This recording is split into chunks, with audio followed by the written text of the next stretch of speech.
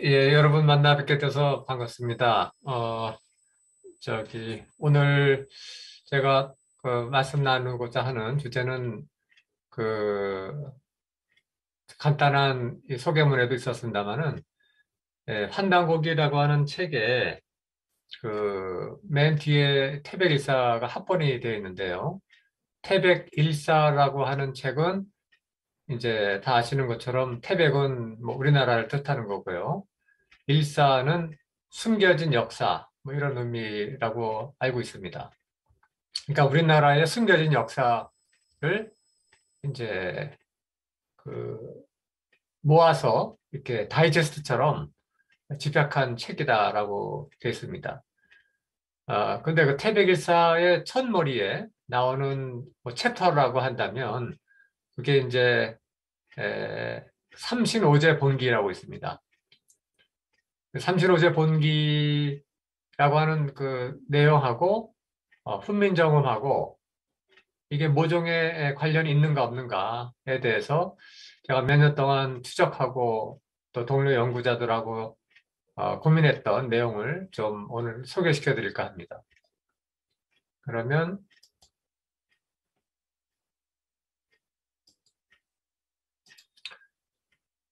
제가 준비한 자료를 열고 말씀을 좀 드려보겠습니다.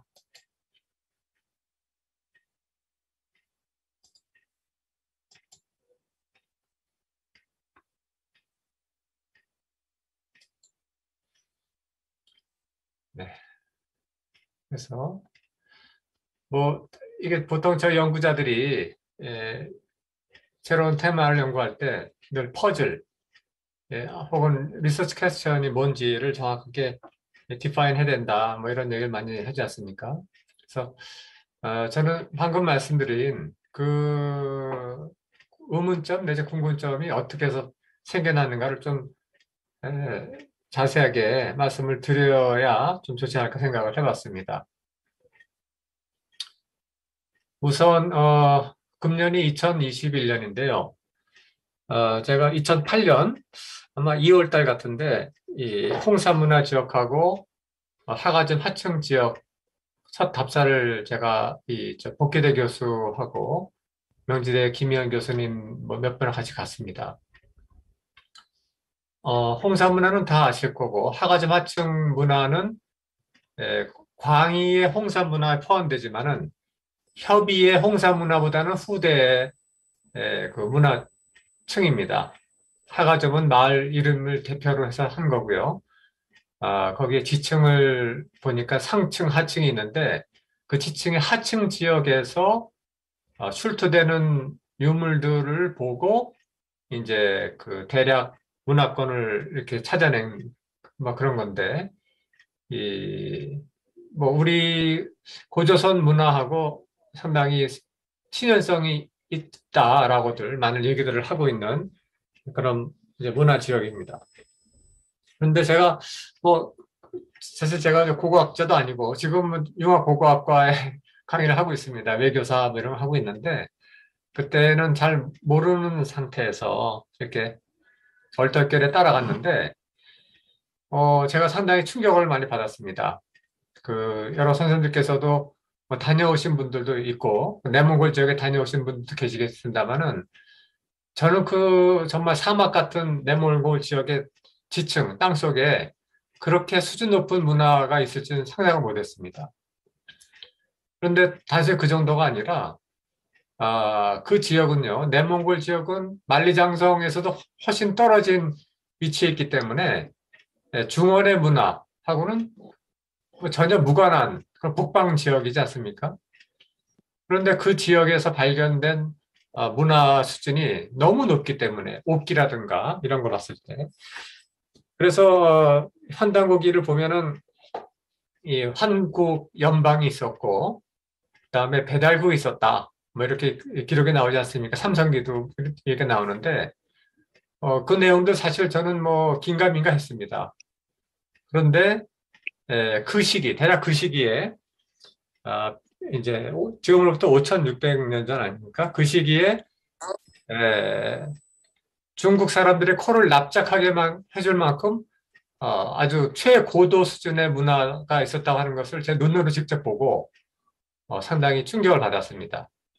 그래서 그렇다면 분명히 상당히 수준 높은 고대 문명이 있었고 이 지역이 아마 어쩌면은 환단국에서 말하는 배달국일 수 있다라고 하는 생각을 조금 해봤습니다. 그랬다가 이제 몇 년 후거든요.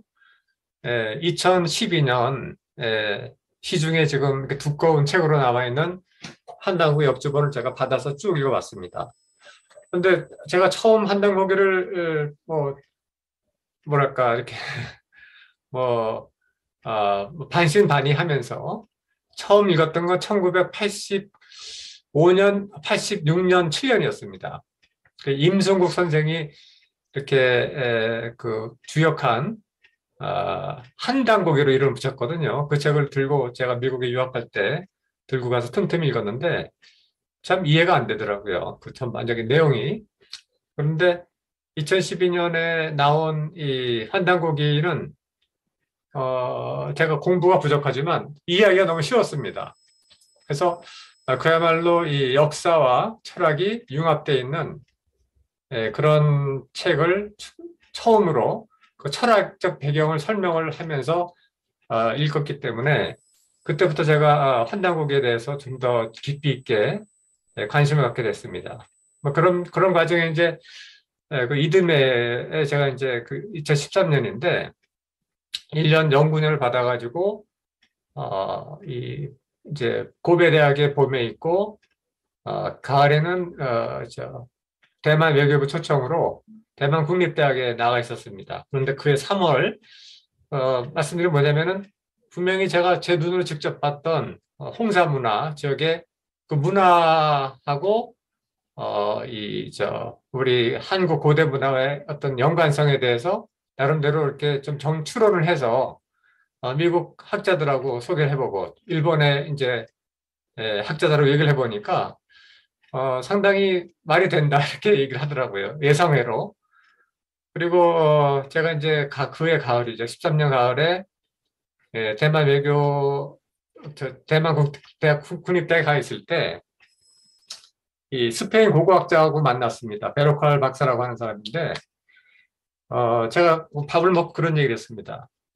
환다공이라고 하는 믿거나 말거나 책이 하나 있는데 이 책의 그 첫 부분이 이제 삼성기라고 있고 그 삼성기에 보면은 9,000년 전의 역사 기록이 있다라고 하면서 이게 한국에서는 뭐 위선이 아니니 해서 논란의 대상이 된다라고 했는데 이 스페인 여성 고고학자는 정색을 하면서 묻더라고요. 거기 실제 기록이 있느냐라고 묻는 겁니다. 그래서 아니 뭐 기록이 있다고 했더니 이 여성 학자가 하는 말이 그거는 그 시대 9,000년 전에 인류의 기록이 있는 건 어디에도 없다는 겁니다. 지구상 어디에도 없기 때문에 그 기록이 설사 거짓이라도 혹은 누가 나중에 창작한 거라도 그 기록의 진위를 검증해야 된다라고 얘기를 하더라고요. 그 순간 제가 뭔가 충격을 받은 게 이게 정말 진정한 고고학자의 자세구나 그런 걸 느꼈습니다. 왜냐하면 9,000년 전의 기록이 너무 없는데 있다고 하는 게 있으니까 흥분되고 사실관계를 규명해보고 싶은 거죠. 근데 국내에서는 뭐 삼성기의 어떤 내용들이 너무 뭐 황당하다 그래가지고 뭐 제대로 분석도 하지 않고 그런 거에 대해서 참 비교가 됐습니다. 그래서 제가 이제 또 환단고기하고 그 태백일사를 태백일사는 환단고기의 한 일부 아닙니까? 그래서 더 깊이 있게 좀 관심을 가져야 되겠다 그런 생각을 하게 됐는데 그러면서 그 14년 서울에 와서 이제 그 단군세기 조개화폐 기록이 하나 있습니다. 제가 뭐 시간이 없어서 이 내용은 말씀드렸었는데 아무튼 그 단군세기의 조개화폐 기록이 있는데 그게 실제로 하가정 화청지에서 발견이 됐거든요. 아까 말씀드린 그 문화층에서. 그렇다면은 이 실제 고고학 발굴하고 단군세기 기록하고 일치하니까 이거를 쉽게 무시할 수 없지 않느냐. 그럼 우리 학자들이 모여서 융합적으로 한번 검증을 해보자라고 해서 이제 환단학회를 만들었습니다. 뭐 세상에서 세계한다 이렇게 그러면 그뭐 환파다 그래가지고 한다고기를 이렇게 뭐 신봉하는 사람들처럼 알고 있는데 그게 아니고요. 애초에 만들 때는 과학적이고 융합적으로 한번 친밀하게 검증을 해보자 이렇게 시작을 한 겁니다. 그게 벌써 7년이 됐습니다. 제가 이제 돌이켜 보니까 지난 7년 동안에 거의 30여 건의 검증이 됐습니다. 왜냐하면 그 한다고에는 여러 기록들이 600개의 기록들이 있습니다. 다른 타 사서에는 없는 고유한 기록들이 있어요. 근데 그거를 하나씩 검증을 해보니까 지금까지 30여 개가 사실로 확인이 된 겁니다. 600개 중에서. 이런 식으로 이제 계속 해보는 이제 노력을 해봤던 게 이제 세계한나라회인데 이런 과정에서 제가 이제 말씀드린 게 여기 보시면은 여기 이게 우아량 지역이고요. 지금은 이렇게 들어갈 수도 없습니다. 전 들어가가지고 막 여기저기 다 구경을 했습니다. 2008년까지만 해도. 그리고 요거는 가장 최근에 2019년 같은데요. 여기에 오한기, 아오한지 박물관의 3층에 가면은 이렇게 있는 그 남성 소도상이 있습니다. 근데 제가 나중에 이제 다음 회차에 말씀을 드리고자 하는데요. 이 홍사문화에서 나오는 네모로 된 재단하고 원형 재단 혹은 네모로 된 무덤, 총이죠. 그다음 그런 형태가 원하고 네모가 결합된 형태가 상당히 제가 유심히 봤는데 이 문화체계에 대한 기록이라고 돼 있는 태백일사 삼신오제 본기에 보면 원과 네모와 세모로 천지인을 표현했다고는 그런 내용이 있습니다. 삼신오제 본기에. 근데 그 삼신오제 본기가 바로 이 우아량 지역의 문화체계 흐름을 설명하는 내용이거든요. 그래서 상당히 좀 충격적이다 그런 생각을 했고 그다음에 오른쪽에 있는 남성은요. 남성은 여기 보시면 머리 모양이 지금 제가 설명을 잘 했었는데 머리를 따서 머리를 덮었다라고 하는 헤어스타일입니다. 편발 개수. 요게 그렇게 돼 있거든요. 자세히 보시면 제가 나중에 보여드릴 수 있는데요. 근데 우리 정조실록에 보면, 정조실록으로 기억이 나는데, 단군 때 고유한 헤어스타일을 단군이 제정을 했는데, 편발 개수를 했다는 기록이 나옵니다. 그러니까 머리를 따죠. 우리 동이족이 많이 따지 않습니까? 그래가지고 그거를 머리를 덮었다. 그러는데 이 남성의 헤어스타일이 정확하게 그 헤어스타일 일치를 하더라고요. 그것도 제가 상당히 흥미롭게 봤던 겁니다.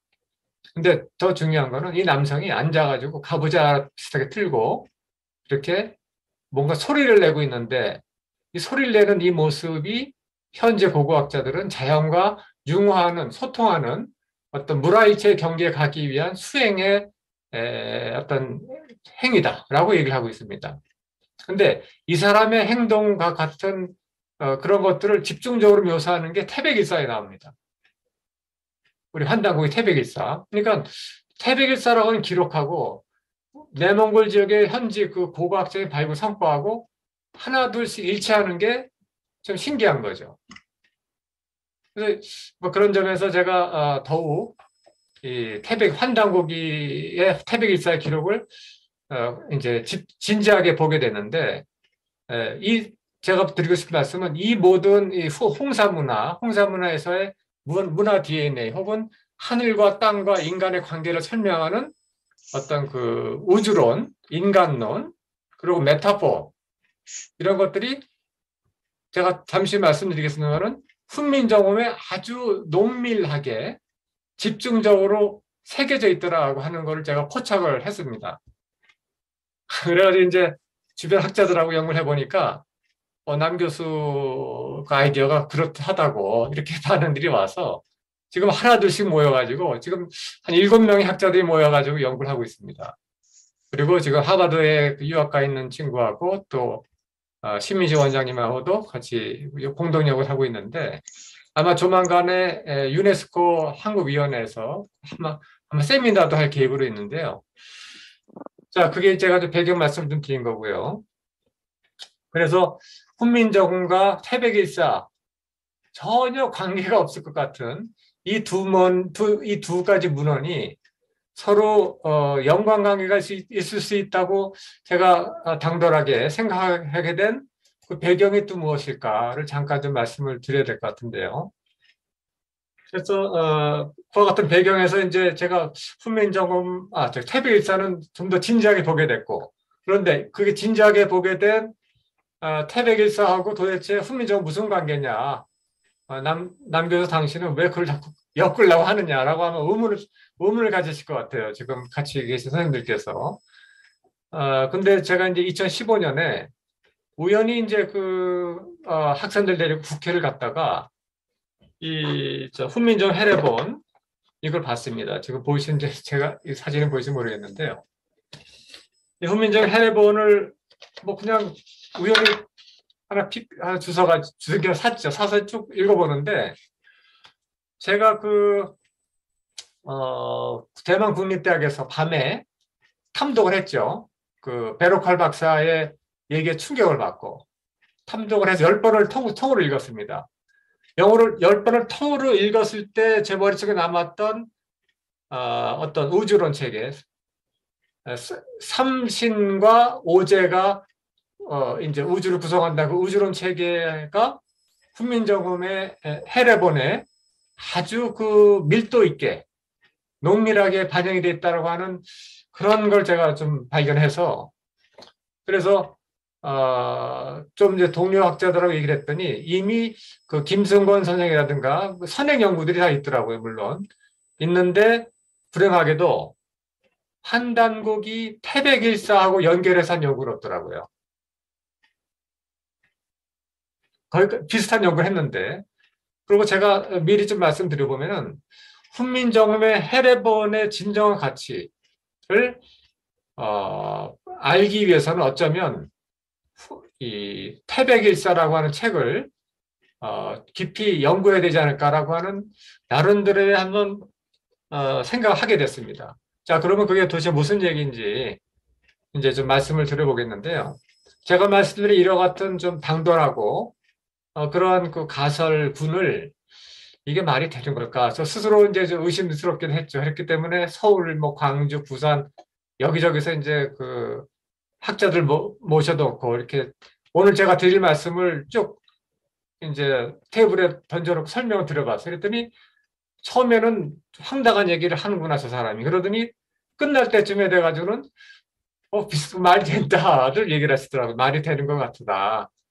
그래서 오늘 많은 선생님들 여기 같이 하시고 계신데요. 오늘 1시간 뭐 조금 남짓 시간하고 그다음에 제가 알기로는 1월 초에 또 2부로 나눠서 진행하는데 2부를 마치고 나서 한번 선생님 의견을 여쭤보고 싶은데 태백일사라고 하는 것하고 훈민정음은 이란선 쌍둥이구나. 혹은 훈민정음 해례의 진정한 의미를 해독하기 위해서는 태백일사를 마스터해야 되는구나라고 하는 저의 심정하고 동의하실 수 있는지 한번 제가 좀 여쭤보고 싶습니다. 근데 지금까지 지난 6년의 결과는 상당히 긍정적이었습니다. 자, 그렇다면 겉으로 보이는 공통점이 뭔지 도대체 뭐가 있는지를 말씀드리겠는데요. 여러분들 훈민정음은 다 아시고 그다음에 태백일사 지금 좀 늦게 들어오신 선생님 계셔가지고 태백일사를 잠시 설명을 한 번 더 드리겠습니다. 태백일사는요. 한당고기의 맨 뒤에 합본이 된 책인데 중종 때 조선 중종 때 찬수관을 해가지고 궁중 도서관의 일종의 그 라이브러리안 책임자였던 것 같습니다. 찬수관이라는 직책이요. 그래서 그러니까 우리 조선 왕조의 왕실 도서관의 모든 책을 다 평소에 정리할 수 있었던 위치였던 사람이죠. 그게 이맥이라는 인물인데 이맥의 저술한 태백일사라고 하는 책하고 훈민정음하고 아주 밀접한 관계가 있다. 밀접한 관계가 있다라고 하는 점을 이제 말씀드리려고 하는데 우선 겉으로 보이기에 뭐가 비슷한가를 말씀 좀 드려볼까 합니다. 첫째, 훈민정음하고 태백일사는 셀프 금서입니다. 셀프 금서. 이게 무슨 얘기냐? 공개적으로 출판하지 못하고요. 비밀리에 출판을 해서 아주 자기가 믿을 수 있는 사람들한테만 전해준 겁니다. 이 훈민정음 해례라고 하는 책은요, 실제로 1940년에 전형필 선생이 이제 그 자기 뭐 기와집 몇 채를 구입할 수 있는 거금을 들여가지고 구입을 해서 1945년 내놓기 전까지는 그 존재 자체를 몰랐습니다. 우리는 당연히 원래 있었던 걸 알고 있지만 조선왕조실록 어디에도 훈민정음 해례가 있다고 하는 기록은 없습니다. 철저하게 숨긴 거죠, 세종이. 그리고 이 책은 예를 들어서 장영실하고 같이 뭐 과학기구 개발을 했던 이천 있지 않습니까? 여진족 토벌도 했던 이천 같이 신복한테만 몰래 이렇게 전해줬다는 겁니다. 그래가지고 이천의 후손인 이한걸씨 가문에 소장되어 있던 것을 나중에 이제 1940년에 전형필 선생, 간송 전형필 선생이 아주 극적으로 구입을 한 거죠. 그래서 세상에 나온 겁니다. 그래서 비전 책입니다. 셀프 금서. 그리고 아시는 것처럼 태백일사 역시 우리가 중종 때 썼다고 했는데 아무도 모르고 있다가 계은수 선생이라는 사람이 이제 그 이기 선생, 해학 이기라는 호남의 삼재 아닙니까? 대문호죠. 해학 이기 선생한테 책을 받아서 그거를 이제 합본을 해서 세상에 나온 겁니다. 그것도 1979년이어야 돼야 겨우 세상에 나온 겁니다. 그전에는 이유립 선생 혼자 알고 있었던 거거든요. 계연선 선생의 제자죠. 이유립 선생은 월남해가지고 혼자 동네에서 이렇게 알고 가리키다가 처음에 79년에 겨우 나온 겁니다. 그래서 79년에 나와서 한 7년 후에 제가 세상에서 그걸 본 거죠. 그걸 들고 미국에 유학을 갔던 거고. 그러니까 셀프 금서라고 하는 공통점이 있고요. 그 다음에 두 번째 공통점은 훈민정음하고 태백일사하고 둘 다 일본 학자들이 열심히 부정하고 폄하했던 공통점이 있습니다. 또 일제 당시의 관변학자들이 여기서 이제 훈민정음은 일제 때는 몰랐습니다만은 훈민정음 한글에 대해서 끊임없이 이제 일제에서는 좀 폄하하려고 했었죠. 그 다음에 세상에 나오고 나서도 상당히 적대적인 평가를 많이 받았었습니다. 그런데 다행히 훈민정음은 이제 그 가치를 현재까지 인정받아서 유네스코 세계 기록문화유산으로 됐지 않았습니까? 근데 태백일사는 여전히 어둠에 지금 갇혀 있다 이렇게 얘기를 하고 있습니다. 위설원의 시비 대상이 되고 있습니다. 그러니까 훈민정음과 태백일사 둘 다 그 주류 사회에서는 상당히 왕따가 됐던 거죠. 아시는 것처럼 훈민정음 반포하고 나서 그 최만리를 비롯한 그 집현자 학자들이 얼마나 극렬하게 저항을 했습니까? 그러니까 아주 미움을 받았던 책, 둘 다 미움을 받았던 책. 근데 주류 사회, 주류 학계에서 아주 싫어했고 미워했던 책이 공통점이다. 그런 점이고요. 그 다음에 세 번째 공통점은 제가 이제 이 내용, 오늘은 이 내용만 말씀드리고자 합니다. 오늘은 세 번째가 뭐냐면 어쩌면 훈민정음하고 태백일사는 둘 다 고성희 씨 가문과 연관이 있을 수 있다라고 하는 점인데요. 고성희 씨 가문하고 무슨 연관이 있는가를 제가 그냥 단도직입적으로 먼저 말씀드린다면은 세종의 최측근 신하 중에 용헌공 이원이라는 분이 있습니다. 좌의정, 우의정을 했거든요. 그러니까 최측근 신하죠. 그리고 세종이 짧은 시간이지만 세자 사빈을 했습니다. 세자의 스승을 했습니다. 그 이원이라는 분이. 근데 이원의 할아버지가 바로 단군세기를 쓴 행촌이양입니다. 그 이제 고려시대 때 문화시중이죠. 수문화시중이었고, 그 다음에 이 이원의 손자가 바로 이맥인데 그 이맥이 바로 여기 말씀드린 태백일사의 저자입니다. 그러니까 그 이원, 그러니까 행천 이함의 손자 이원이 훈민정음과 모종의 관련이 있을 수 있다라고 말씀 드릴 텐데, 왜냐하면 행천 이함이 쓴 책이 단군세기라고 되어 있지 않습니까? 근데 단군세기에 보면 가림터 문자가 나옵니다. 갑자기 느닷없이. 근데 그 느닷없이 가림터 문자가 나오는데 그 가림터 문자 중에서 상당수가 우리가 지금 전해지고 있는 훈민정음하고 공통된 글자가 나옵니다. 그리고 우리 실제로 훈민정음 해례에는 이 글자들은 갑자기 세상에 나온 게 아니라 자방, 고전, 옛 글자를 모방해서 만들었다고 분명히 나와 있거든요. 자방, 고전. 근데 그 자방, 고전을 지금도 아무도 해석을 못 합니다. 정확하게. 그 고전이 뭐냐를 특정을 못 해요. 그런데 현재 우리가 세상에 알고 있는 유일한 사료로서는 단군세기에 나옵니다. 단군세기에 가림토 문자가. 그 가림토 문자가 진짜냐 아니냐 온갖 설이 있지만 아무튼 현재 그렇습니다. 그러니까 훈민정음은 이 이원 최측근 씨나 이원의 할아버지가 쓴 단군세기에 관련이 있을 수 있고, 그 다음에 태백일사는 이원의 손자인 이맥이 저술했기 때문에 이 훈민정음과 태백일사 주변에는 뭔지 모르게 고성희 씨가 지금 어른거린다 이겁니다. 그래서 자, 그러면 과연 이 훈민정음과 태백일사의 접점에 고성희 씨라고 하는 몇 사람들의 특이한 행적이 있었나 없었는가를 제가 한번 추적을 지난 6년 동안 해본 거를 이제 오늘 첫 시간에 소개를 시켜드릴 겁니다. 근데 이제 그 방법이 좀 독특한데요. 어떤 방법을 했냐면은 여기 보시면은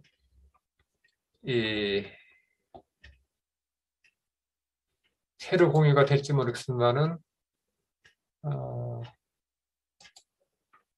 지금 훈민정음 조선왕조 실록은 바로 공유가 안 되는 것 같습니다. 공유가 안 되는 거.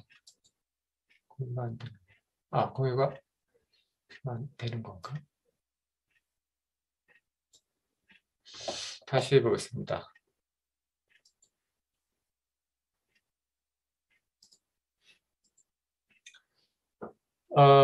여러분들 요새는 조선왕조 실록의 텍스트가요, 전부 다 디지털화가 돼가지고, 네이버에서 조선왕조 실록을 치면 텍스트를 다 볼 수가 있고, 키워드 입력을 하시면은 각 왕별로 그 키워드가 몇 번 등장했는가 하는 빈도수까지 이렇게 데이터가 나옵니다.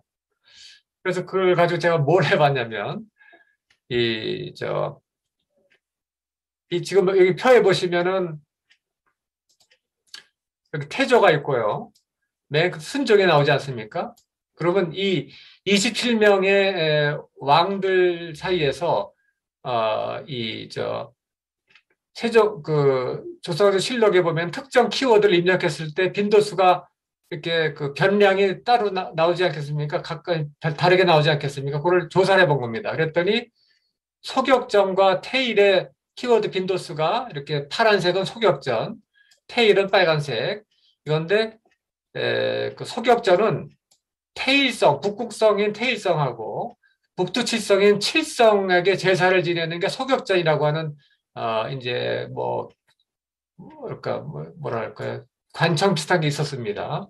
그리고 태일은 이제 소위 말해서 태일성, 북극성을 뜻하는 태일이라는 개념인데, 이 소격전이라고 하는 키워드하고 태일이라는 키워드하고 빈도수를 보니까 지금 보시면 똑같지는 않잖아요.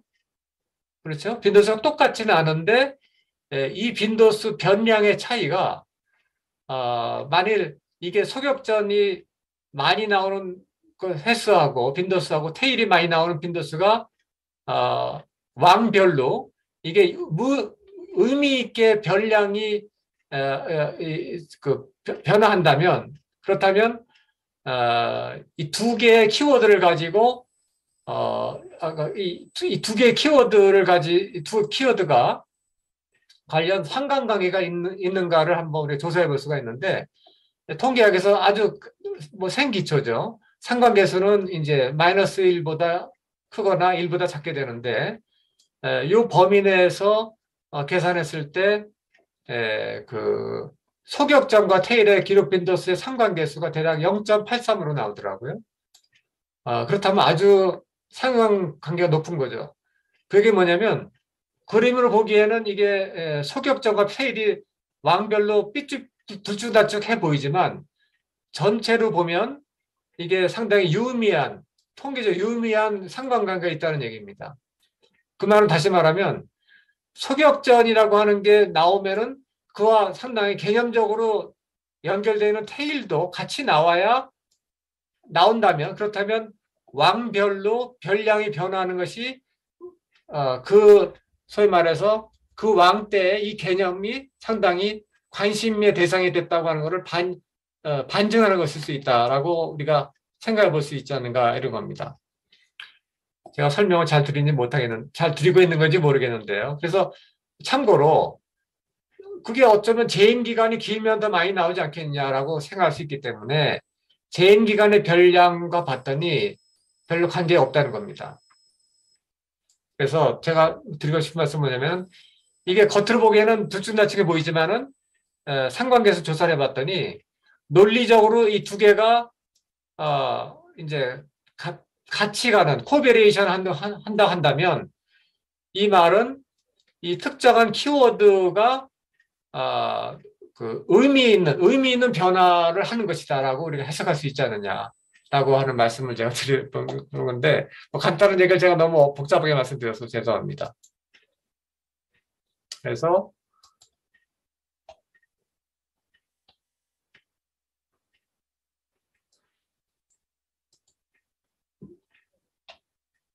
네, 그러면 그게 제가 무슨 의미냐 다시 말씀드려 보겠는데요. 조선왕조 실록의 텍스트 데이터베이스의 분석의 착상을 제가 말씀드릴 건데 뭐냐면 여기 보시면은 왕별로 단군이라고 하는 키워드의 검색 빈도수가 이렇게 다르더라고요. 다르다고 하는 것은 아까 말씀드린 논리를 끌어오면 이 의미 있는 통계적으로 의미 있게 이 특정 왕들은 이 단군에 대한 관심이 많았던 것이 아니라고 우리가 해석할 수 있지 않느냐는 겁니다. 보시면은 세종 때 많이 나오고요. 영조, 정종 때 많이 나오고 고종 때 많이 나옵니다. 단군에 대해 관심이 많았다는 거죠. 단군에 대해서. 그래서 제가 드리고 싶은 말씀은 세종 때 단군에 대해서 관심이 많았다고 하는 것은 이렇게 라지 데이터를 비교를 해서만이 알게 됐던 겁니다. 그래서 이 세종 때 단군이 관심의 대상이 됐다고 하는 내용이 혹시 세종의 측근에 이원이라는 사람이 있었고 이원의 할아버지가 단군 세기를 저술한 행천이암이다라고 하는 사실하고 일종의 연결의 실마리, 아주 가느다란 실마리가 되지 않을까. 그렇게 우리가 한번 상상의 날개를 필 수 있지 않은가 그런 생각을 해보는 겁니다. 이런 별량의 차이를 가지고 이제 해본 거죠. 근데 실제로 보면 훈민정음 해례에는 우리가 미처 몰랐던 상당히 모순된 기록들이 나옵니다. 자, 모순된 기록이 뭐냐면 세종실록이라든가 앞에 태조실록도 보면은 중국 이제 사신이 왔을 때 그 예우하는 행태를 보면은 그렇게 심하게 말하면 비굴하고 극진하게 극진하게 이제 명나라의 사신들을요. 그다음에 그 표현들 보면은 완전히 사대모와 사상에 쩔어 있는 그와 같은 행태를 보입니다. 실제로 세종도 명나라 사신들을 극진하게 대접하도록 명령을 하고 그렇게 행태를 했습니다. 명나라는 상국이고 우리는 제국이고 이런 거죠. 그 위계적인 소위에서 화이론적인 혹은 우리 정치학에서 말하는 천조 체제의 책봉 조공 관계에 아주 충실한 그런 조선의 어떤 모습을 보여줬었거든요. 명과의 외교를 할 때. 근데 이 비밀 프로젝트였던 훈민정음 해례는 그것하고는 상당히 거리감 있는 당당하고 자주적이고 그런 자긍심 넘치는 자의식이 발견되더라 이겁니다. 이게 뭡니까 훈민정음 해례에 직접 있는 내용인데 1조 제작 모신공 대동 천고 계몽령이라 가지고 조선을 대동이라고 불러요. 대동. 이 대동이라고 하는 표현은 독립운동가들이 좋아했던 표현들이죠. 그리고 구한말에 많이 나왔던 표현이고, 이 동은 조선입니다. 조선. 조선을 큰 조선 이렇게 표현하지 않았습니까? 그다음에 동방유국, 동방에 나라가 있는데 그거는 상당히 역사가 긴 나라였고 우리 동방의 예약 문장은 모의화 이렇게 표현했습니다. 훈민정 해례본에는. 그 말 뭐냐면은 이 사대모화의 정신에 보면은 이 문화의 중심은 중국이고 조선은 그를 따라 배우는 어떤 제국에 불과한데 훈민정 해례본에는 뭐라고 나왔냐면은 너희 중국이나 우리 조선이나 예약 문화 수준이 삐까삐까다 이렇게 얘기를 하고 있는 거다. 차이가 없다 이렇게 얘기를 하고 있습니다. 이런 위계적인 사대모화 화이론적인 세계관하고는 좀 다른 얘기죠. 그 다음에 훈민정 해례 보면은 우리 전하 세종은 천종지성 하늘이 내린 성인 같은 분이고 그분이 실시하는 모든 제도는 백왕을 초월하는 황제 같은 그런 위대한 왕이다라고 얘기를 하고 있고요. 훈민정을 만든 세종대왕의 그 결과물에 대해서 이 정인지는 제가 아마 정인지가 쓴 걸로 기억이 되는데 천계 하늘이 일깨워서 성심은 이제 세종대왕의 어떤 마음이나 머리겠죠. 세종대왕의 마음을 하늘이 일깨워서 세종대왕의 손을 비린 것이 아니겠느냐라고 말을 하고 있는데 이거는 말을 우유적으로 표현해서 그렇지 사실은 하늘의 뜻을 그대로 받아내려서 현실계에 투영해서 이해하는 사람을 천자라고 하죠. 천자. 어떤 말을 부드럽게 썼을 뿐이지 이것은 천자라고 생각했던 것이 아닌가라고 생각됐을 정도의 그런 자의식이 비춰진다는 겁니다. 이런 것들 때문에 아마 그 훈민정음 해례본은 비밀 프로젝트였고 셀프 금서가 아니었는가 생각하는 겁니다. 물론 훈민정음 프로젝트 자체가 위험한 행동이었죠. 그 채말리가 발을 동동 구르면서 반대하지 않았습니까? 왜 오랑캐가 하는지 행동을 하냐고. 어전 앞에서 그렇게 막 따졌거든요. 근데 훈민정음 반포를 했지만 이 훈민정음 해례본에 담겨 있는 철학은 아무한테도 보여지지 않은 겁니다. 몰래 감췄던 겁니다. 그게 몇백 년 숨겨지다가 세상에 나왔고 아까 말씀드린 것처럼 태백일사도 몇백 년 숨겨져 있다가 그게 세상에 드러나면 멸문의 위기를 처할 수 있다는 각오를 했던 거죠. 그래서 이 두 가지 행동, 상당히 위험한 행동이 뭐 용기는 좋은데 이게 과연 뭔가 연관성이 있을까라고 생각했을 때 아까 말씀드린 대로 제가 이제 오늘 말씀드린 결론이 아니라 이 퍼즐의 핵심입니다. 사대모와 조선의 국시를 넘어서는 세종의 비밀 프로젝트는 훈민정음 상징. 오늘 같이 한 선생님들께서 훈민정음 이 해례본 이게 그 비밀 프로젝트라는 걸 모르셨던 분이 많으실 거예요. 훈민정음이라고 하는 것은 반포했다는 건 오픈됐지만 이 해례본이라고 하는 내용은 이게 상당히 그 비밀리에 수행됐던 걸로 우리 알려져 있습니다. 이런 모험적인 행동의 이면에 어쩌면 탈화이론적 즉 중화 그다음에 오랑캐의 이 어떤 그 질서관이죠. 거기서 벗어나는 역사관을 계승한 고성희씨 가문과 접점이 있지 않을까라는 게 바로 이제 이 문제 퍼즐인 겁니다. 이 퍼즐이 밝혀진다면 그렇다면은 이 태백일사라고 하는 책의 위대한 가치를 우리가 재평가할 수밖에 없는 계기가 될 수 있고요. 그러면 태백일사가 포함된 왜냐하면 훈민정음 해례본은 세계 기록문화유산 아닙니까? 전 세계가 지금 세계 언어학자들이 침이 마르게 칭찬하는 게 바로 훈민정음이고 해례본이거든요. 근데 그 해례본의 이면에 이와 같은 특정한 가문의 집요한 노력이 있었다고 밝혀졌다면, 그리고 그, 그 노력의 결과물이 태백일사인데, 그 집약을 한 책이 태백일사인데, 태백일사가 같이 합분된 책이 환단곡이지 않습니까? 그렇다면 지금까지 논란의 대상이 되고 있는 환단곡이를 우리가 한번 진지하게 재평가해야 될 계기가 될 수 있다. 그런 어떤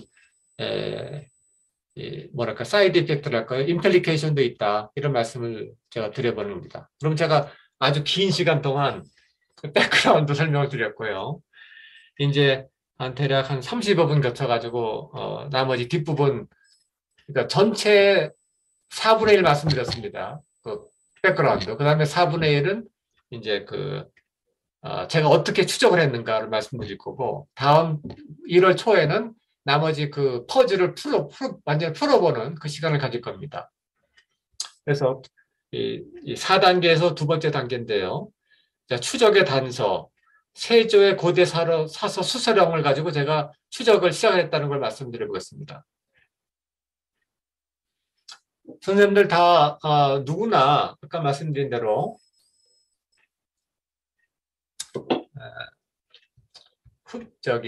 조선왕조 실록은 데이터베이스를 보실 수가 있습니다. 그런데 여기 보시면 이게 세조 3년 5월 26일 기록인데요.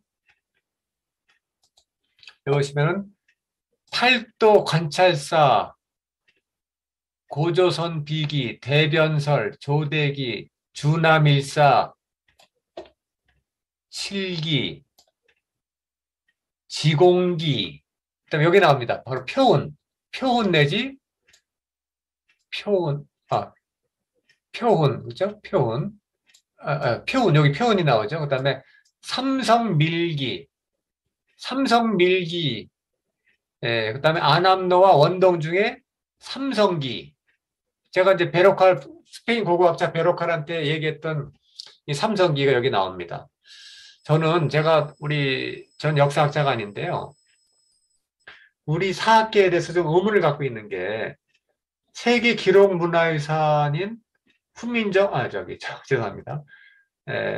우리 조선왕조 실록도 세계 기록 문화유산이거든요. 이 조선왕조 실록에 명백하게 이런 책들, 고대 사서들이 지금은 전해지지 않지만 이런 게 있었는데, 저는 이런 거 있었는지를 배워본 적이 없거든요.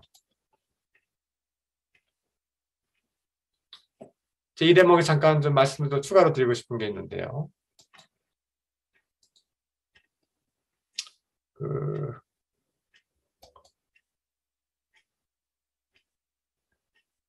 조선왕조 실록을 한번 지금 들어갈 수 있는지 한번 들어가 보겠는데, 석임정 간사님, 이게 보이시나요?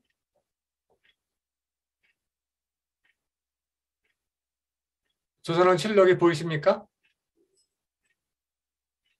마이크 켜고 말씀해 주세요. 보입니다. 네네, 잘 보이나요? 네. 네, 제가 보입니다.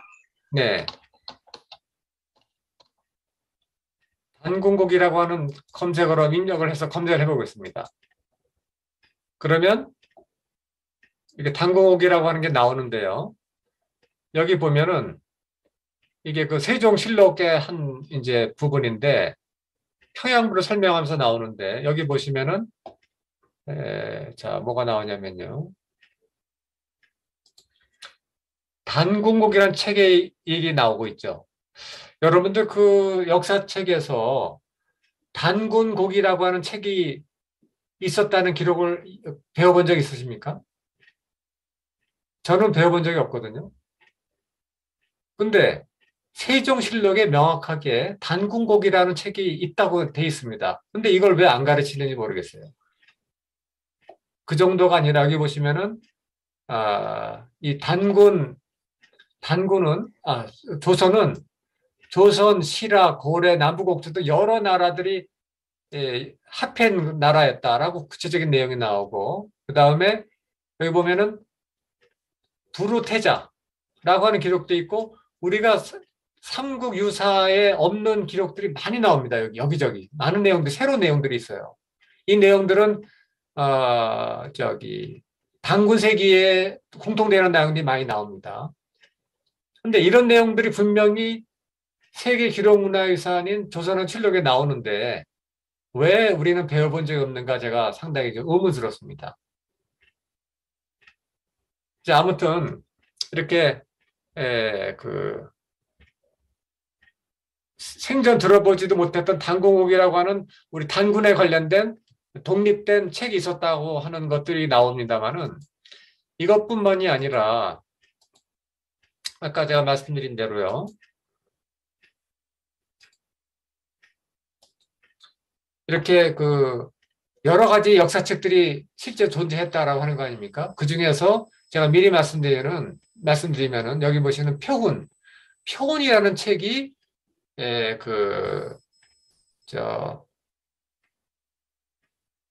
훈민정음하고 밀접한 관계가 있다라고 하는 걸 제가 이제 텍스트 분석을 이번 시간은 못하고 다음 시간에 해줄 건데 그 이유가 여기 보시면은 자 이게 이제 환단고기고요. 환단고기에 맨 마지막에 나오는 합본된 책 그게 태백일사고 태백일사가 이맥이 쓴 책인데 이맥이 바로 세종의 최측근 신하의 손자였다. 뭐 여기까지 말씀드리지 않습니까? 그런데 여기 보면은 삼신오제본기라고 하는 책은 이 표운천사를 인용을 해서 이렇게 많이 써 있습니다. 삼신이 있고 오제, 오령이 있다. 이런 내용이 보이지 않습니까? 다 그런 내용들이 있습니다. 이 내용들이 제가 봤을 때 훈민정음 해례하고 무관하지 않을 수 있다. 이런 내용을 제가 말씀드리고자 하는 겁니다.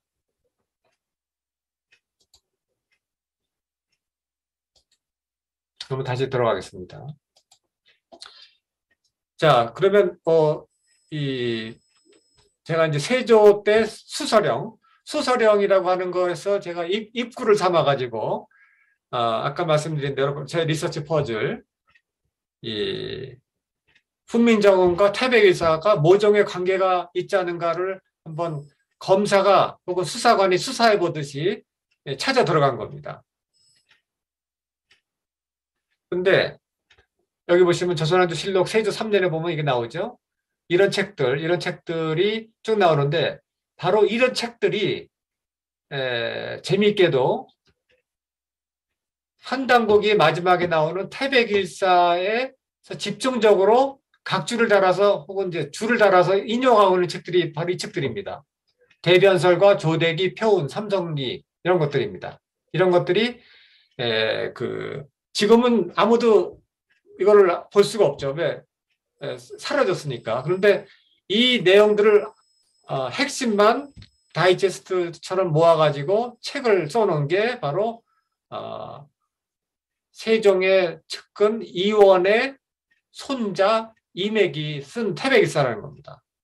근데 이 책이 세조 때 팔도 관찰사들한테 뭐라 하면 민간에서는 이 책을 가지면 안 되고 전부 다 수거를 해라. 아주 명령이 나왔고요. 심지어 그 다음 예종 때는 이 책들을 리스트업을 하면서 이 책들을 민간에서 가지고 있으면은 닉자, 처참, 차명에 처하겠다. 이렇게 무시무시한 공포스러운 어명까지 내렸습니다. 이 어명의 이면에는 훈구 대신이 있었는데요. 아무튼 예종에서 끝나지 않고 성종까지 계속됐습니다. 3대 왕에 걸쳐가지고 아주 집요하게 이 책들을 수거를 해서 민간이 보지 못하게 한 거죠. 금서로 만들어버린 겁니다. 도대체 무슨 책이길래 그랬을까라고 제가 이제 의문을 가질 수밖에 없는데 그런데 이 금서 목록들 제가 보이시는 여기 이 목록들 여기 보면은 이제 도가 선각의 책들이 하고 그 다음에 역사책들이 합해져 있습니다. 그런데 이 금서 목록의 공통점과 정치적 이유가 뭔가 하고 제가 쭉 조사를 해봤더니 우선 그 당시 그 사대모와 역사관과 충돌하는 자주적인 상고 역사서다라고 하는 겁니다. 예를 들어서 태종이 어느 날 갑자기 그 지방에 명령을 내려가지고 그 신지비사라는 책을 전부 다 수거해라 해가지고 여러 사람 보는 앞에서 태워버렸습니다. 신지비사라는 책. 근데 그 신지비사가 바로 이제 그 환단고기에도 여러 나오는데 그 고대 우리 역사의 실체를 밝히는 내용들이 포함되어 있는 그 기록이거든요. 그런데 태종 때도 벌써 그런 적이 있었는데 세조 때는 아주 대대적으로 우리 고유 사설을 수거를 하는 거죠. 민간인들이 갖지 못하게. 근데 그 책들의 내용들이 아까 보여주신 것처럼 선가 내지는 도가 계열의 책들하고 같이 뭡니까 수거 대상이 됐습니다. 그 말은 뭐냐면은 그 선가적인 우주론 그런 사상의 책들 뭐 음양가라든가 뭐 도가 책들이죠. 하고 정통 자주적인 상고 역사서가 이것이 상호 연관성이 있으면서 둘 다 같이 수거 대상이 된 겁니다. 그래서 당시 이 책들은 유학자들한테 상당히 껄끄럽고 보기 싫고 미운 책들이 된 겁니다. 사상적으로 충돌한 거죠.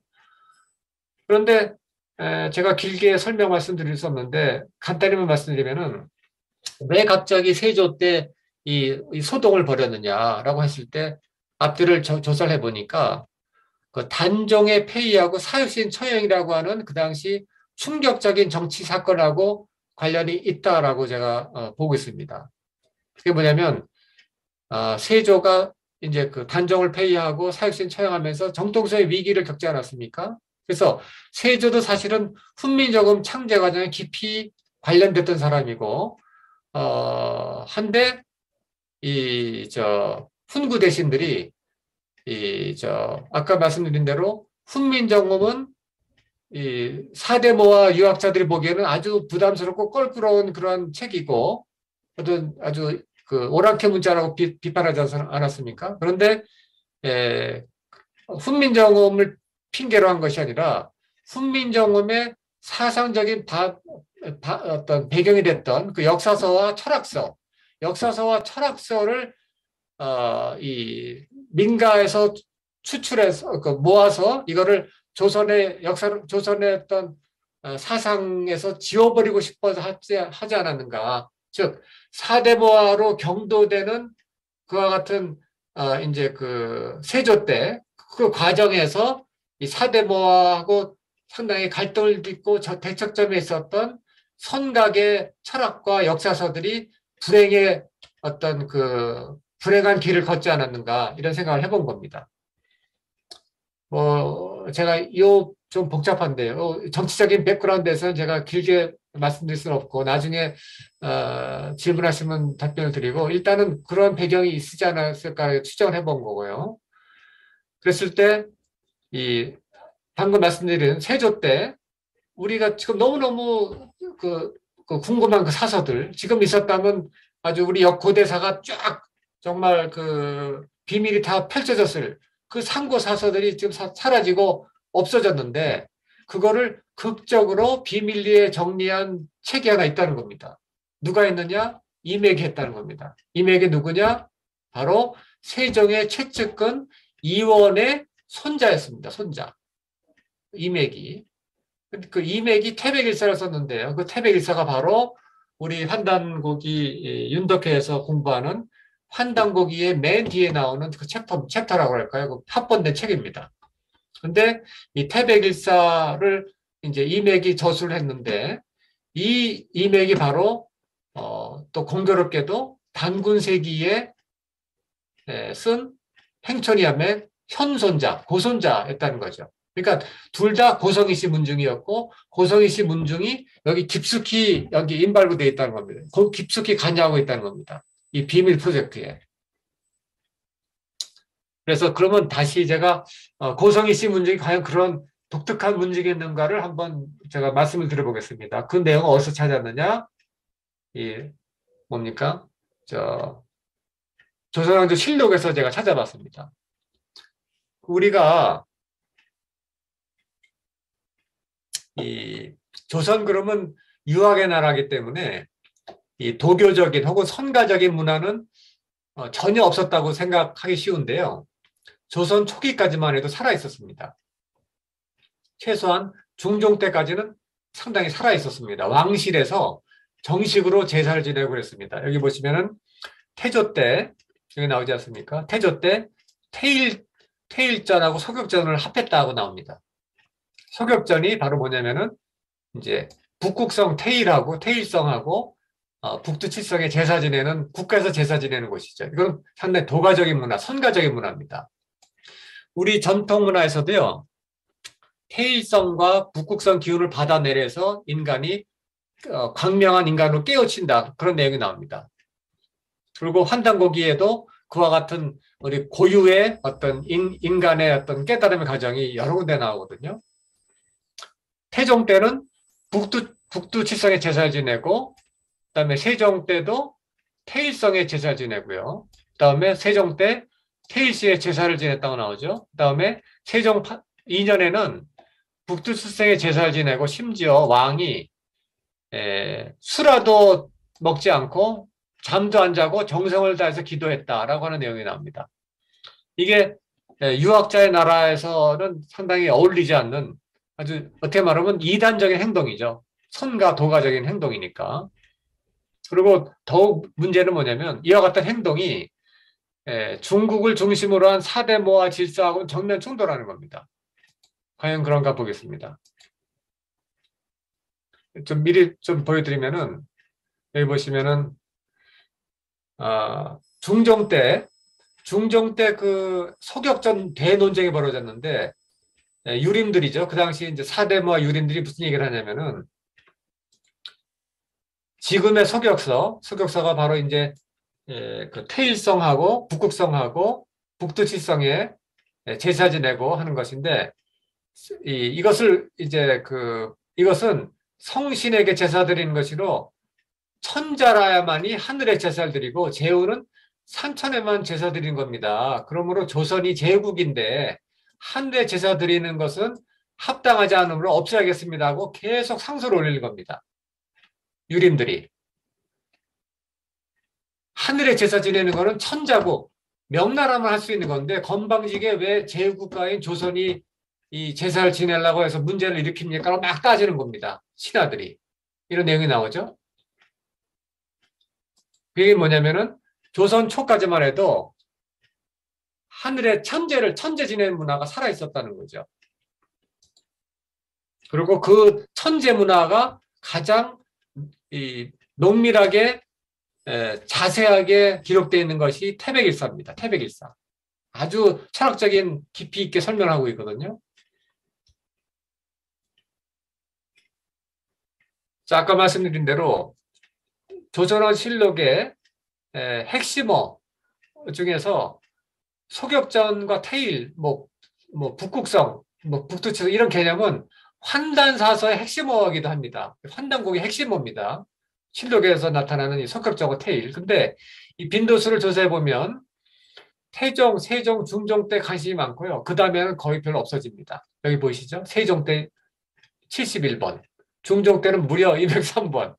왜 이렇게 중종 때 많은가 했더니 하도 신하들이 하지 말라고 상소를 빗발쳐가지고 그래서 많이 나온 겁니다.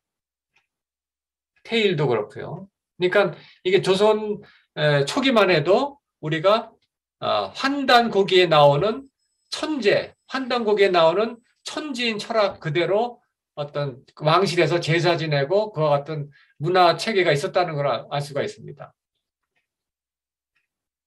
여기 보시면 표에도 나오죠. 소격전, 태일 이것은 이렇게 세종과 중종 때 많이 나온다는 겁니다. 근데 중요한 게 뭐냐면은 그 중종 때 아까 말씀드린 대로 이 빈도수가 많이 나오는 이유는 사도 유림들이 이거를 자도라고 불렀어요. 자도가 뭔지 아시죠? 자도.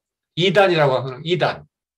그러니까 왕실이 왜 이단 행동을 하는 겁니까?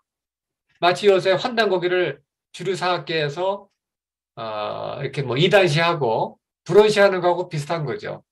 환단 철학이 바로 그 환단 그 천재 문화가 그 당시 사대모와 유림들한테는 아주 눈에 가시 같은 거였던 겁니다. 제가 말씀드린 대로요. 그래서 중종은 하지만 고집스럽게 그 소격서를 지키려고 했고요. 하지만 그리고 중종 때 이맥이 찬수환이 되어가지고 비밀리에 태백일서 쓴 걸 보면은 그 당시 중종이 제가 혼자 상상을 해보는데요. 이맥이 자기 사실은 소꿉동무입니다. 그 외가 쪽이 다 같은 외가이기 때문에. 그래서 어렸을 때 같이 컸어요. 중종하고 이맥이. 그래서 이맥이 뭡니까? 아까 말씀드린 세조 때 완전히 세조 때부터 성종 때까지 수거돼서 사라진 너무나 우리가 보고 싶은 그 책들을 다이제스트로 모아가지고 하나의 책을 쓰도록 왕이 커버해 준 게 아닐까 그런 생각도 듭니다. 근데 그 와중에서 결국은 이맥이 귀향을 갑니다. 왜냐하면 신하들이 아주 집요하게 탄핵을 해요. 실록을 보면 결국은 이제 못 견디고 그렇게 되는데, 그러니까 노골적으로 중종과 이맥팀 이제 좀 이름을 굳이 붙이자면 이게 모종의 팀이 있었잖아는가 제가 생각해 보는데, 이거 하고 모하 유림 간에 치열한 이념 갈등의 구도가 실제로 있었다라고 지금 이 문장이 나오지 않습니까?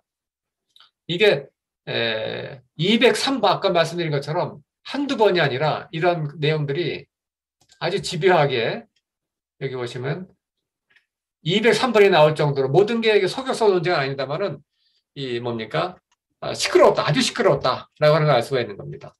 자, 이와 같은 내용은 라지 텍스트 데이터를 이렇게 우리가 디지털화해서 분석하지 않으면 알 수 없었던 거죠. 덕분에 우리가 이런 거를 새로운 걸 발견하게 된 겁니다. 마치 빅데이터 분석을 할 때 우리가 구글로 새로운 트렌드를 알 수 있는 것처럼 이렇게 해본 겁니다. 이런 단점들은 여기 보시면은요, 이게 전부 다 조선어 실록에 나오는데 제가 요 하나만 읽어보겠습니다. 여기 보시면은 이맥이 나오죠. 이맥 등의 일을 아뢰면서 소격서를 왜 관할을 하고 있습니까? 이것은 좌도 이단입니다. 이렇게 하고 있죠. 도가일을 왜 선가계일을 여기서 관할까지 두고 있습니까? 하면서 혁파라고 이렇게 상소가 올라오는 겁니다. 이게 치열한 논쟁의 어떤 갈등의 모습도 우리가 여기서 엿볼 수가 있습니다. 여기 이제 바로 지금 남아있는 소격서 터입니다. 여기 보이시죠? 소격서 터라고 보이시죠? 여기 삼청파출소가 현재 그 위치가 남아 있습니다.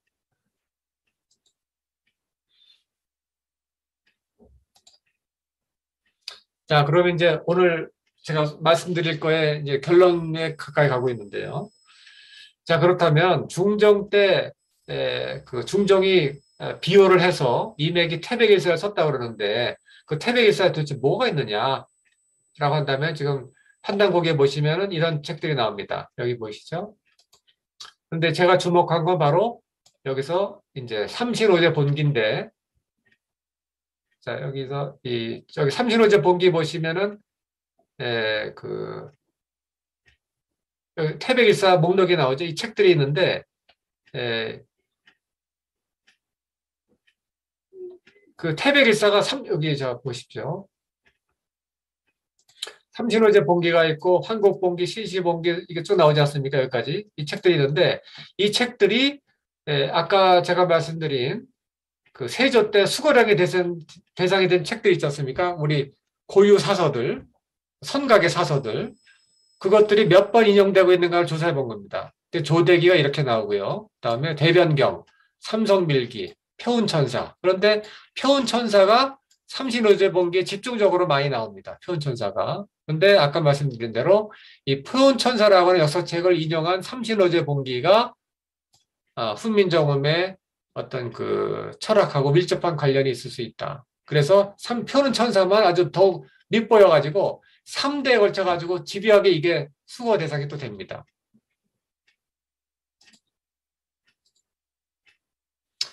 그래서 그렇다면 선생님들께서 도대체 그 가문이 어떤 가문인가 좀 궁금해하실 것 같아가지고 지금 아까 행천이암 말씀드렸는데 행천이암의 영정이고요.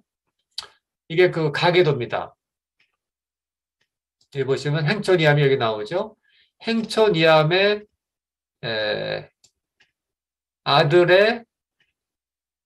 아들이 이원이고요. 좌의정, 우의정을 했고 세종의 측근 신하였습니다. 그런데 이원공 역시 무슨 이유인지 모르게 하도 탄핵욕을 받고 하다가 귀양까지 한번 간 적이 있습니다. 근데 이원의 막내 아들이 사암공지고요. 이 사암공의 아들이 바로 이맥이고 태백일사, 방금 소개시켜드린 태백일사를 써가지고 완전히 사라졌을 뻔했던 우리 고유 사설을 핵심 체크해서 모아둔 책, 바로 태백일사를 남겨둔 사람입니다. 이렇게 가계도가 정리가 됩니다. 근데 이 지금 고성희 씨 가문은 좀 독특한 게 이게 전남에 가면 송광사가 있거든요. 근데 이 송광사는 고려시대는 수선사로 돼 있는데 이 수선사는 옛날에 그 단순한 절이 아니라 특별 연구기관 같은 역할을 했다고 합니다. 무신장건 때 최후가 이 수선사에 명을 내려가지고 이제 몽고가 막 침입하고 막 그럴 때 아니었습니까? 그러면서 우리 고유 역사책을 연구하고 잘 보존하라고는 특명을 내리지 않는가 생각이 되는데 이 수선사의 주지가 각진국사라는 사람인데 이 사람이 행촌이암의 숙부입니다. 다 고성이시죠? 그래서 여기 보시면은 다시 정리해드리면 행촌이암이 있고 이원공 이원이 있고 그 아들 손자 이맥이 있는데 쭉 내려가서 이유립 선생이 바로 홀홀 단신으로 환단고기를 들고 사선을 넘은 사람입니다. 그리고 이 고성희 씨 가문에서 해학 이기 독립유공자죠. 해학 이기 선생은 이 계연수의 이제 스승인데 계연수는 누구냐? 이유립의 스승이죠. 근데 해학 이기가 바로 태백일사를 이유립한테 전해준 인물입니다. 그러니까 단군세기와 태백일사가 환단고기의 거의 80%를 차지해요. 대부분 차지합니다. 그렇다면 환단고기는 요 가문이 주도적으로 해서 만들어낸 거죠. 요 가문이. 근데 요 고성희 씨 가문에 바로 태종 이방원과 이도까지 이렇게 밀접하게 연관이 되어 있지 않느냐라고 제가 이제 추론을 해보고 있는 겁니다. 왜냐하면 여기 보시면은 또 재밌는 게 원천석이라고 하는 인물이 나오는데 이 사람이 어쩌면 삼성기를 쓰지 않았을까라고 얘기하는데 삼성기를 쓴으로 추정되는 원천석이 바로 태종 이방원의 스승이었습니다. 우리가 몰랐던 아주 조선왕조 초기에 밀접한 관련이 있었습니다. 인맥상으로.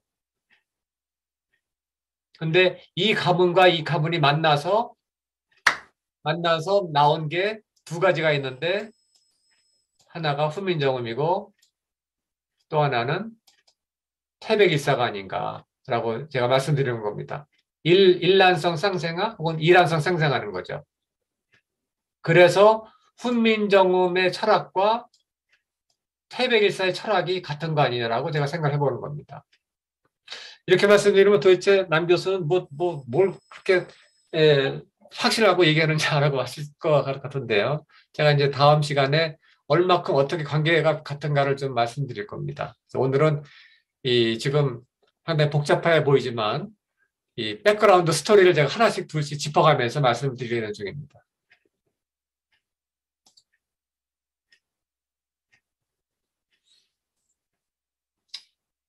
자, 그래서 그러면 제가 방금 그 고성희 씨 가문을 말씀드렸습니다. 그 가문이 상당히 왕실하고 밀접한 관련이 있었다고 하면서 했는데 과연 그러면 고성희 씨 가문이 그런 우리 고유 선각의 철학이나 역사사하고 관련이 깊다는 것을 오픈소스로 냄새를 맡을 수 있느냐라고 저한테 물어보신다면 제가 지금 이런 자료를 좀 보여드리겠습니다. 자, 보시면 여기 이원이 나오죠. 이원. 세종대왕의 측근. 이렇게 이원인 인물이 뭡니까? 조선왕조실록에 여러 번 나옵니다. 근데 이 이원이 독특하게도 조선왕조실록을 데이터 검색해 보면 태일 제사, 북극성에 제사 지내는 거, 선각의 문화입니다. 이거는 사대마 유림들은 정말 끔찍하게 알레르기 반응을 일으키는 문화입니다. 궁중 태일 제사에 가장 많이 등장하는 게 이원이라는 겁니다. 이원이. 보시면 태종 때 이원을 보내서 제사 지냈죠. 그다음에 그 이원이 본인이 직접 이 소격전 제사를 해달라고 부탁을 하고, 또 세종 때 보면은 우의정 이원을 보내가지고, 이원은 좌의정 우의정 다 했거든요. 이원을 보내가지고 원구, 이건 하늘에 제사 지내는 거죠.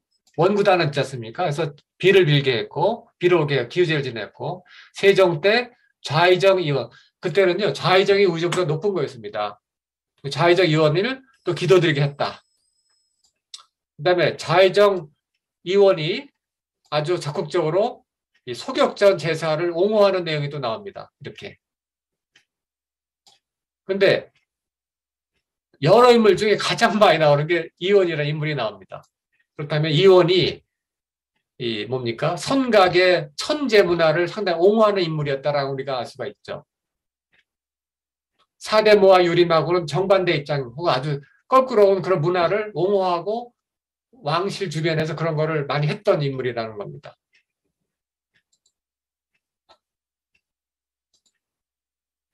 그래서 자, 결국 말씀드린 뭐냐면 이 행천이암이라는 분이 쓴 책이 당구색이고요. 그다음에 그 현손자, 고손자인 일식당 주인 이맥이 태백일사를 썼습니다. 그렇죠? 근데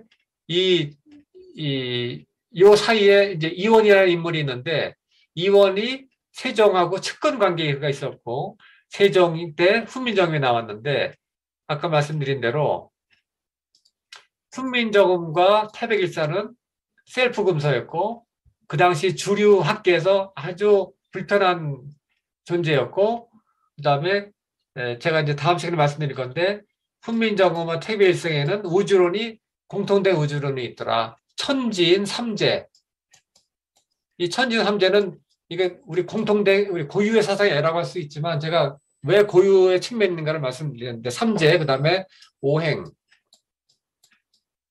오행의 원리가 아주 깊이 있게 설명이 되어 있고, 삼원오행이라고 하는 문화체계를 철저하게 바탕을 두고 만들어졌습니다.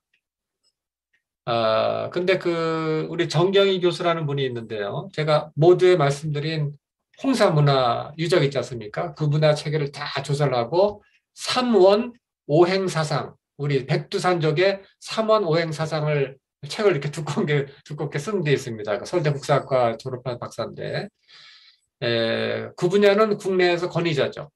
정경희 교수가 이제 그런 얘기도 했는데, 아무튼 삼재 오행 혹은 삼원 오행의 철학으로 우주를 바라보고 인간을 바라보는데, 그대로 글자를 거기다가 대입해서 만드는 겁니다. 훈민정음. 그다음에 그대로 그 철학을 철저하게 설명한 게 태백일사입니다.